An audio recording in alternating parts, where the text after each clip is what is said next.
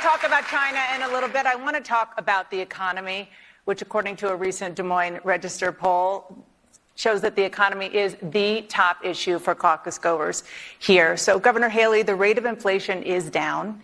Prices, though, are still high, and Americans are struggling to afford food, cars, and housing. What is the single most important policy that you would implement as president to make the essentials in Americans' lives more important? I think we have to acknowledge that Republicans and Democrats have both done this.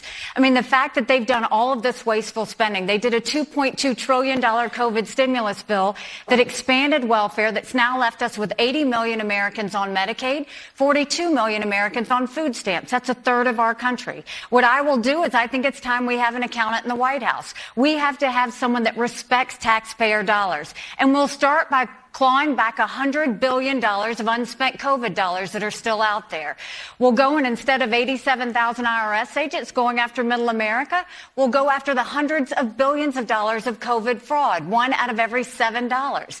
If 8% of our budget is interest, quit borrowing, cut up the credit cards. I had to balance a budget as governor. You have to balance a budget every day. Why is Congress the only group that refuses to balance a budget?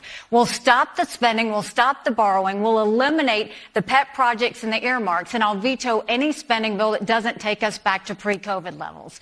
And then we want to make sure that we allow the middle class to breathe.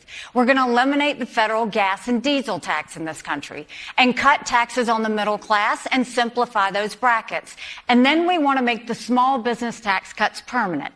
They made corporate tax cuts permanent, but they made small business tax cuts temporary. Small businesses are the heartbeat of America. We need to prove it by making those tax cuts permanent.